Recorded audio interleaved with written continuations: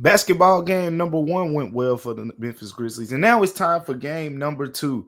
But first, we got to talk about the injury report because there are some names on there. And then, 2, Desmond Bane had some controversial comments about the Memphis Grizzlies or about his current situation, however you want to slice it up. But we're going to talk about all that and more coming up here right now on Locked On Grizzlies.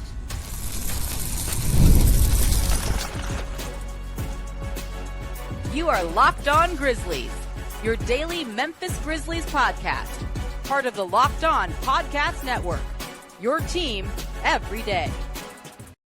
What's going on, everyone, and welcome back to Locked On Grizzlies. I'm your host today, Damichael Cole, beat writer for the Commercial Appeal right here in Memphis, Tennessee. Thanking you guys for tuning in to Locked On Grizzlies with me each and every day. And today's Friday, so you know what that means. It's Friday, so we got to get down on Friday. Shout out to my co-host, Joe Mullinax, who's off, getting a well-deserved day off on today.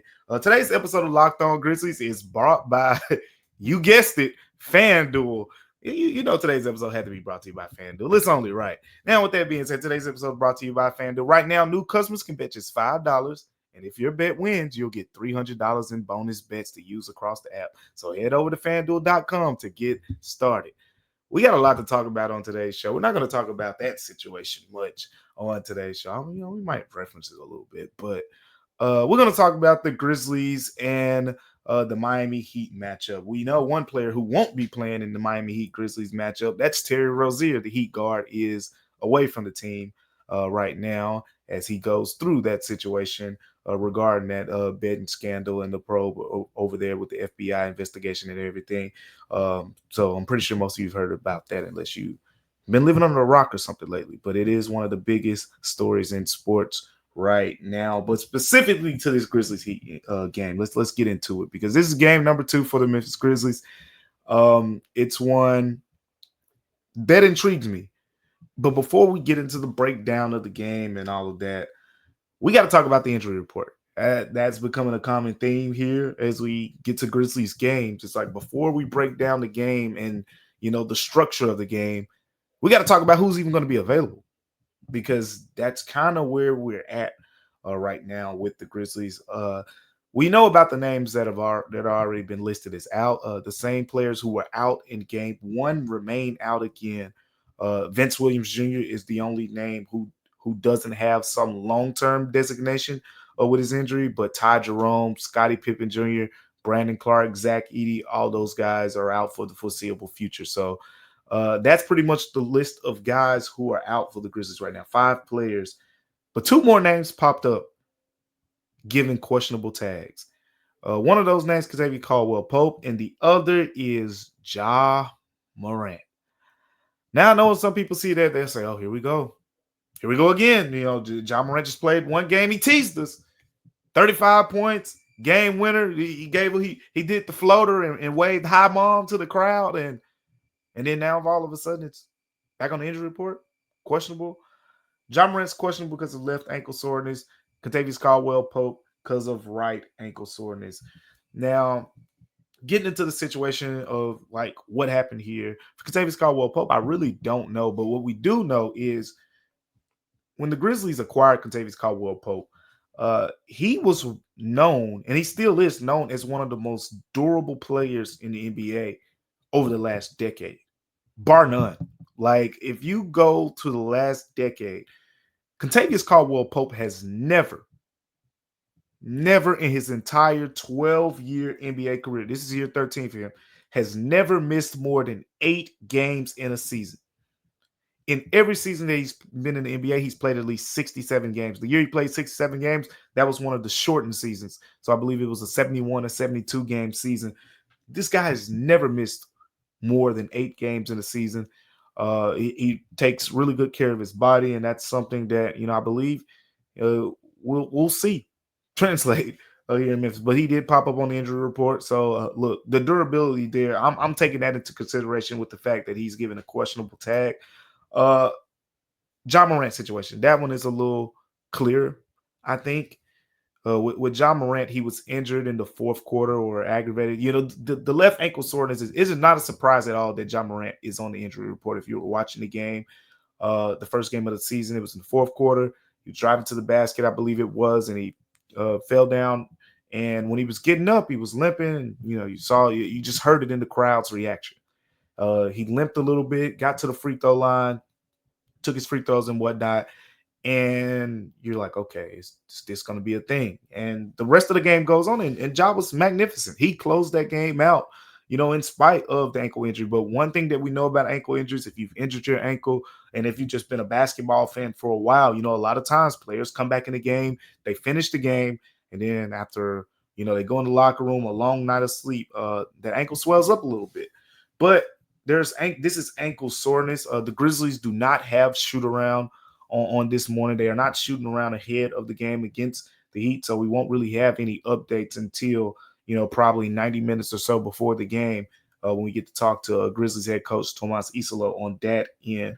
But here's what we can talk about on the perspective right now. One, let's start with the Ja Morant factor. What if Ja Morant is not available against the Miami Heat? Well, number one is who's going to start at point guard, and I think that answer was, we got that answer in the preseason, and it's going to be Javon Small.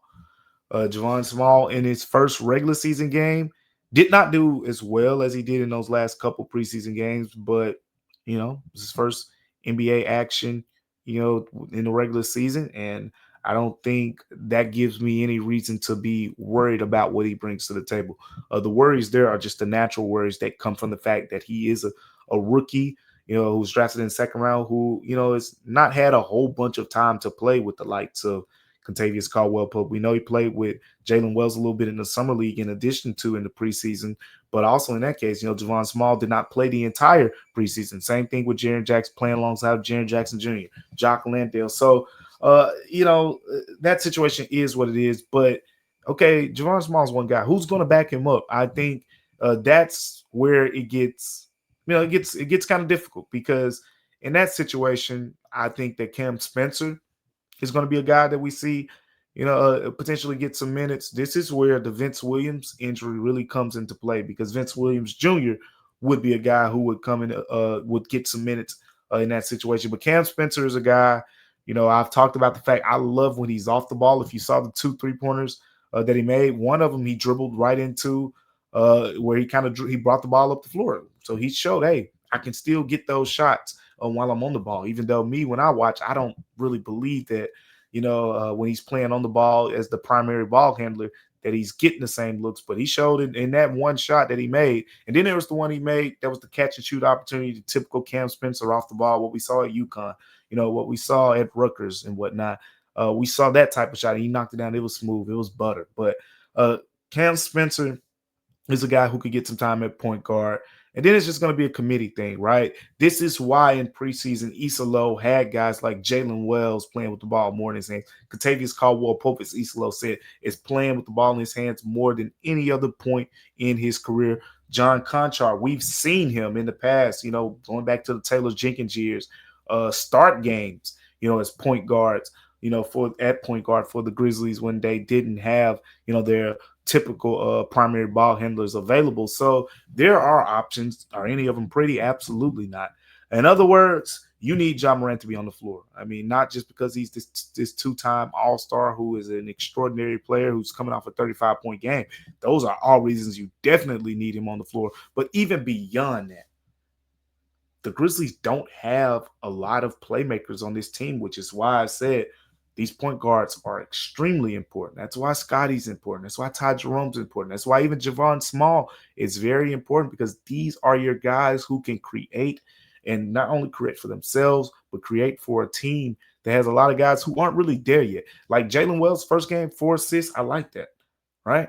But we need to see more of that. We've seen the Grizzlies put the ball in Gigi Jackson's hands a little more, and we haven't seen the assist numbers translate with that. We've seen them put the ball in Jaren Jackson Jr. hands a lot. We haven't seen the assist numbers show in that regard as well. So you need these point guards to be those guys, because that's the one position where you see, the playmaking actually generate good shots for not only the player with the ball, but the player that's getting past the ball as well.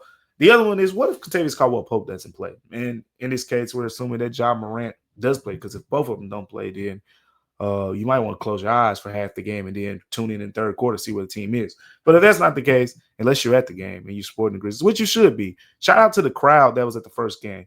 But I digress on that point. Real good crowd in game one. What if Contavious Caldwell-Pope doesn't play? And I think this is a situation where you're going to see G.G. Jackson getting a rotation. And I think that would lead to him getting more of an opportunity because you're going to have Cedric Howard. You're going to have Cam Spencer. But at that point, the Grizzlies are just missing too many guys who can, have some pop, right? Offensive pop. I think Taylor Jenkins used to use that word a lot. But clearly that's something that they're searching for right now. And Joe did a good job talking about the G.G. Jackson dilemma, so to speak. I think if Contavious Caldwell-Pope is unable to play, that's another opportunity for G.G. Jackson to potentially show something. Like we saw it in that final preseason game in that final quarter when he finally got in. But his next opportunity, he's going to have to do the same thing. And it's just the position he's in right now. He's going to have to really stand out in those little brief moments, those 10-minute stretches that he gets to play over the course of a game. But John Morant, Contavious Caldwell-Pope, both questionable. Again, the Grizzlies do not have shoot around this morning ahead of the game, so we won't have updates later on. So until probably 90 minutes or so before the game. So make sure you follow me on X at Damichael C or over at commercialappeal.com to get those updates leading up to game time on Contavious Caldwell-Pope and on John Morant as well. Coming up here on Locked On Grizzlies, we got to talk about the Miami Heat game overall. Grizzlies versus Heat preview. I got a lot of things I got to say about this game. Let's talk about that coming up here on Locked On Grizzlies. But before we get into that, today's episode of Locked On Grizzlies is brought to you by Robinhood. Listen up. Your ambition just met its match with Robinhood. You play for the win, not just on game day, every day, locking in on every opening, beating your PR, beating it again, channel that drive into your money. Robinhood puts you in control of your money, trade stocks and Fs, options, futures, and crypto all on one platform. You can now build and execute your own trades from a desktop with Robinhood Legends advanced tools, or take advantage of the new Robinhood Strategies with a tailored portfolio managed by a team of experts. You expect more from yourself, expect more from your money. Get started today at Robinhood.com/yourmoney. Again, that's Robinhood.com/yourmoney. Your money, your move. Go take advantage of that now at Robinhood.com. Today's episode of Locked On Grizzlies is also brought to you by DoorDash. Look, the NBA season is heating up, and DoorDash has found the perfect way to keep fans in their bag all season long. Whether you're watching for the highlights or your fantasy team, or you just got a favorite player. You know, those LeBron fans, those KD fans, those Curry fans, even the Ja fans now. But DoorDash makes every game night even better. DoorDash is the official on-demand delivery platform of the NBA, and they're celebrating with something called the Bag Drop. So make sure you go take advantage of that. We're talking player-inspired drip, exclusive gear, and stuff you'll actually want. DoorDash has you covered for late-night highlights, last-minute watch parties, and the double OT fuel-ups. We've seen a lot of double OT games if you're an OKC fan, or you just like hoops and seen double OT games with OKC in them over these first 3 days. But next time someone goes off for 50 points like Shai Gilgeous-Alexander just did, use the promo code NBA50 the next day to get 50% off on DoorDash with Dash Pass. Plus your shot at the bag drop. DoorDash Pass members only 50% off up to $10 a day after a 50-point game with the promo code. Terms apply. No purchase necessary. It ends April the 13th. Open to U.S. residents 21 or older. Visit DoorDashInYourBag.com for full details. DoorDash in your bag all season long. Make sure you go take advantage of that now over at DoorDash. Welcome back to Locked On Grizzlies now, where we'll talk about this upcoming game. Game number 2 for the Memphis Grizzlies. It's the Heat versus the Grizzlies. Miami is coming right back to Memphis right after we just saw the Grizzlies go down to Miami to finish out the preseason. This is going to be an interesting game, I think. This is one where there's some things that need to shake out before the game, not just on the injury front with the Grizzlies from the standpoint of will Ja play, will Contavious Caldwell-Pope play. But this is an interesting game from the standpoint of what will be the Miami Heat's lineup. And I say that because the lineup that the Miami Heat starts the game with completely shifts things for me. Let me explain why. Because if you go to the preseason game, Miami played its double big lineup where Bam Adebayo was at the 4, Khalil Ware, the second-year center, 7-footer, that they're really excited about down there in Miami. He was at the 5. They played that double big lineup in that game. But if you go to Miami's first regular season game, they went with the younger guy, Nikola Jovic, at the 4, and Bam Adebayo was at the 5. Now, when we've talked about the Grizzlies, and one of those struggles that I have talked about a lot is the fact that, the interior is kind of weak right now, right? It is what it is. The Grizzlies interior is just not what it'll be later in the season when you eventually have the likes of Zach Edey and Brandon Clark, in addition to Jaren Jackson Jr., Santi Aldama, etc. In that preseason game where we saw Bam Adebayo at the 4 and we saw Khalil Ware at the 5, they dominated. They dominated specifically from the standpoint of Khalil Ware, 20 points, 14 rebounds. Bam Adebayo, 23 points, 8 rebounds. Now, the Grizzlies did their work too. Don't get me wrong. Like Jaren Jackson Jr., I think that was a game where he had 16 points. He shot 4 of 13 from the field. Jock Landale was active on the glass, but from the standpoint of the starters, Khalil Ware, 20 points, 14 rebounds, Bam Adebayo, 23 points, 8 rebounds. If they start those two guys together, it will be somewhat of a concern from the Grizzlies side. How will they match that physicality? Look, you guys know, if you listen, shout out to the Everydayers. If you listen every day, if you listen to the last episode, you know what Joe Monax thinks of Jock Landale. Look, Jock Landale is playing a bigger role than he's played in most of his career. So I'm taking that into context. I'm not expecting him to be, the savior of this team's front court. At the end of the day, this front court it's just gonna be okay. It's gonna be mediocre until you get your guys back you get the guy that you drafted top 10 in the NBA draft, 2 drafts ago, and the guy that you gave a second contract to in Brandon Clark that you played handsomely well. You get those guys back in addition to Jaren Jackson Jr., in addition to the money that you dished out to Santi Aldama, then you'll be ready to, put your best front court out there. But until then, it's patchwork. You're just picking the pieces up, just trying to put them together and make it work as best you can.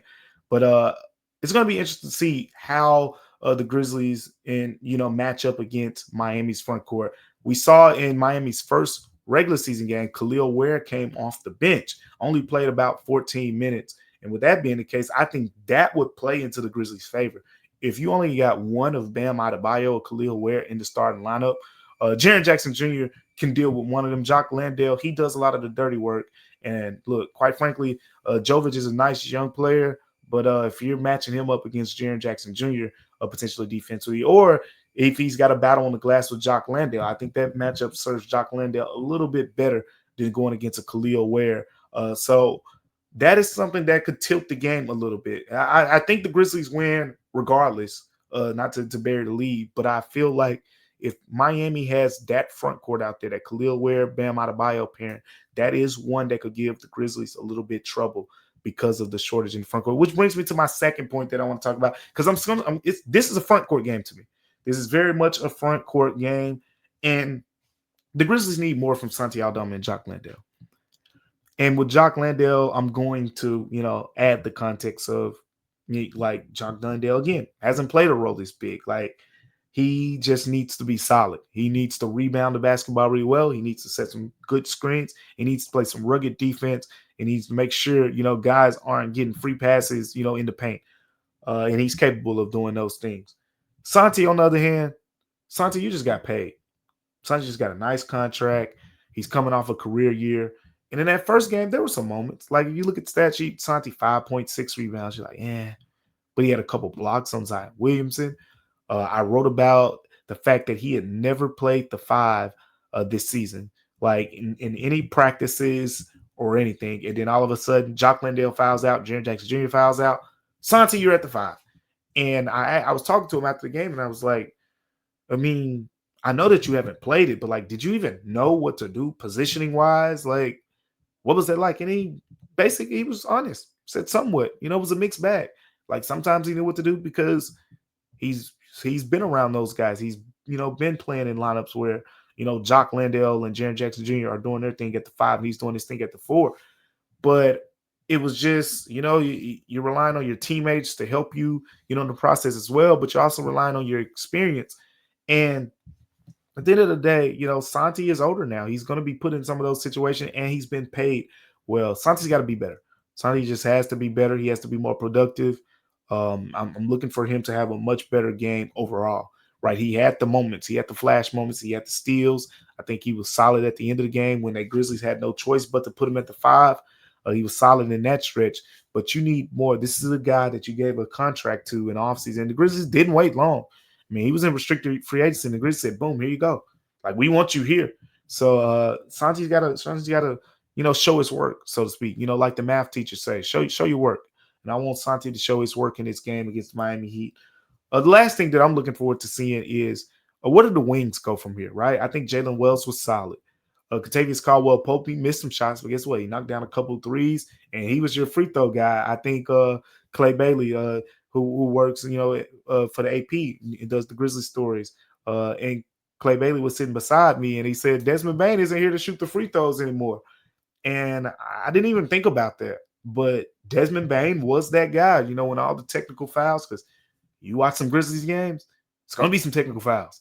And when those moments came, Desmond Bane was always the guy who would shoot the free throws, and he's not here anymore. And it looks like Kentavious Caldwell-Pope, at least in that first game, was the guy who stepped into that role, made 9 free throws, overall in that game. So I just want to see more from the wings in terms of continuing to build on what we saw in that first game. Of course, so Cedric Coward, I'm not expecting him to shoot perfect again from the field, but you want to see that continued confidence and that continued growth, right? 5 of 5, from the field, but a lot of it was, layups at the rim, getting out in transition. Continue to do some of that, but let's see, what we hear about. Like I hear a lot about, man, when you put a guard on Cedric Coward, it's baby food. I want to see that. I want to see, with Davion Mitchell, who's a little bit smaller, but they used to call him off night in college because of the way that he guards. I want to see when he has that switch against him. I want to see Cedric Coward put him in the post and go to work and do things like that, like get to some of your signature stuff. So that pretty much sums up like what we want to see from the game. At the end of the day, we're still learning, what this team will look like, what this team will be. And this is the first leg of it back-to-back. And it's the first time we're going to see Isolo kind of coach through that. So it's going to be curious to see how he handles, the back-to-back, not just, from the standpoint of ramping guys up, but there's also the added measure that the Grizzlies just don't have a lot of depth right now. Like you're not even afforded the ability to, we want to rest 4 guys on the first leg of the back-to-back, and because you just don't have a bunch of other options. So you really need, these guys to be available and to be on the floor. Coming up next here on Locked On Grizzlies, a former Grizzlies player, Desmond Bane, had some interesting comments recently. We're going to talk about those comments coming up here in a second. But before we get to that, today's episode of Locked On Grizzlies is brought to you by Rugiet. Let's be real. Making excuses doesn't solve anything. We've all heard them before. Oh, it's just some stress, or I'm tired. Or, it happens to everyone sometimes. But when it comes to performance, sometimes your body just needs a little extra support. And that's where Rugiet comes in. Rugiet offers fast-acting, doctor-prescribed treatments for ED designed to help you stop making excuses and start making moves. Rugiet makes it quick to get started. You just connect with a board certified doctor, 100% online, no awkward waiting rooms, no in-person appointments. If prescribed, your treatment ships directly, discreetly, straight to your door. The process is fast, simple, and private, and it's all handled by real doctors. Visit Rugiet, RUGIET.com/LockedOnNBA to get 15% off your first order. That's Rugiet.com/LockedOnNBA. And don't forget to use our code LockedOnNBA so they know we sent you. Rugiet. Stop making excuses and start making moves. Today's episode of Locked On Grizzlies is also brought to you by, I smile when I see this one, FanDuel. Good old FanDuel. Listen up. FanDuel is the ultimate place to be when it comes to your sports betting. And look, And I also want, if you're an NFL player right now, cover your ears up. Cover your ears up, NFL players, and I'll let you know when you open your ears again. But the NFL season is here, and NFL has an offer you don't want to miss. Right now, new customers can bet just $5 and get $300 in bonus bets if you win. That's right. Pick a bet, put down $5, and if it hits, you'll unlock $300 in bonus bets to use across the app. What do you love about FanDuel? Listen up. What I love about FanDuel is it gives me so many ways to play. You can build parlays. You can do player prop bets. Don't do a player prop bet if you're in NBA or if you're in the NFL. And even follow the live lines during games. It makes watching football even more exciting when you've got a little something riding on the action. So whether you're a casual fan or love diving into the stats, FanDuel makes the game day experience so much better. So what are you waiting for? Visit FanDuel.com to download the FanDuel app today and get started over at FanDuel.com. Make sure you go take advantage of that now. Welcome back to Locked On Grizzlies here as we continue to wrap up the show. We talked about the Miami Heat game. We talked about the injury report. And now we're gonna move away from the game itself a little bit and talk about some recent comments made by a former Grizzlies player, a very likable one at that. You don't hear too many people saying negative things about Desmond Bane at the time of his exit, but he has some interesting comments. Desmond Bane was asked about his pick and roll combination with Paolo Banchero and over in Orlando, and they actually just played the Heat. And here's his comments. We're just gonna get to the comments and we'll get into it. But Desmond Bane said, "It's honestly the first time I've been in a pick and roll situation with somebody that's feared more than me or equally as much as me." So some people heard that because I'm just gonna read it real fast again because you heard it right. It says, "It's honestly the first time I've ever been in a pick and roll situation with somebody that's feared more than me or equally as much as me." Now let's get into it. Here's the thing about those comments. Number one, let's go ahead and get this out of the way. He's actually right. He's right. I know some people hear that, and I know what you're thinking, but we're about to get into that. I promise we're about to get into it. Desmond Bane is actually right in this case, and the reason he's right is the one player that's probably coming to mind for you, that initially came to mind for me when I first heard it, is Jaren Jackson Jr. Desmond Bane and Jaren Jackson Jr. have not had many pick and rolls over the course of the last few years. Desmond Bane, when we talk about his pick and roll situations, it was Jonas Valanciunas, it was Brandon Clark, it was a whole lot of Steven Adams, it was Zach Edey. That's kind of most, in his tenure. Bismack Biyombo, for that stretch. Guys like that. Those were the more of the pick and roll combinations that Desmond Bane experienced. Again, you want to go back to 21, 22, 22, 23. It was a whole bunch of Steven Adams and Brandon Clark rolling to the rim. That was not Jaren Jackson Jr.'s role within the offense in any of his first 7 years in the league. And actually, getting to that point, this season, Tomas Isolo, as we've talked about on the show, Isolo, the Grizzlies coaching staff, they are emphasizing more than ever to get Jaren Jackson Jr. involved in pick and rolls. It has been a point of emphasis. They've talked about it to the media. I've written about it somewhat. Jaren Jackson Jr. will be more involved in pick and rolls this season than at any point in his career before. And we actually saw it, in the first game. We saw the good where he set some nice solid screens, and we saw the bad where he had an offensive foul because of, an illegal screen that he set on the offensive end as well. But, it is a growing process. It is a learning process. If you've seen, the numbers in the past in terms of Jaren Jackson Jr. in the pick and roll, they haven't been pretty. But again, it's not like there's some large sample size there. Jaren has mostly been kind of a pick and pop guy, at certain times in that situation, but we just haven't seen enough of it. But the Grizzlies are emphasizing it a little bit more than in the past. They're putting Jaren in those situations. So again, look, Desmond Bane's comments, like Desmond Bane's a smart guy. I covered Desmond Bane for a few years, and many of you, watched a lot of Desmond Bane's interviews. Like, he wouldn't say that to slight Jaren Jackson Jr. Like, he knows what Jaren's capable of. Trust me. So that's just my thoughts, my opinion on those comments. What Desmond Bane said regarding, the best, a guy who's as feared as him or whatever it is, in the pick and roll. So hey, look, it is what it is. That situation. I really don't disagree with what he said. I think it's just, the way the plane landed, had some people thinking like, wait a minute. But thank you for making Locked On Grizzlies your first listen every day. For your second listen, go find the Locked On Fantasy Basketball show. Josh Lloyd hosts the #1 fantasy basketball podcast, giving you daily tips and helping you win your league, all while making you a smarter NBA fan. Find Locked On Fantasy Basketball on YouTube, wherever you listen to podcasts, part of the Locked On Podcast Network, your team every day. I want to thank you guys for tuning in to Locked On Grizzlies with me on today. Make sure you continue to tune in to Locked On Grizzlies going into next week, because not only are we going to be recapping the game against the Miami Heat, but we're going to be recapping even more Grizzlies basketball, because again, Miami Heat game is the first leg of a back-to-back for the Grizzlies. They'll also play against the Indiana Pacers, who just came off of when I saw the Pacers on the schedule at first, I was like, okay, no Tyrese Halliburton, shouldn't be too much. But that Pacers team that just played against the Oklahoma City Thunder in its first game of the season, the Pacers look like a team that's going to be tough to beat. Not because they're overly talented and they're stacked, but because they're still going to play hard with Benedict Madden, Pascal Siakam.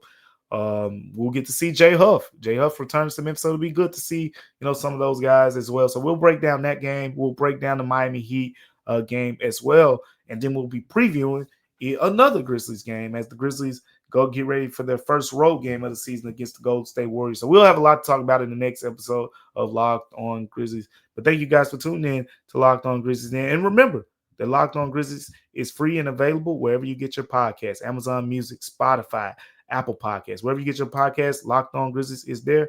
I'm Damichael Cole, and we'll see you on Locked On Grizzlies.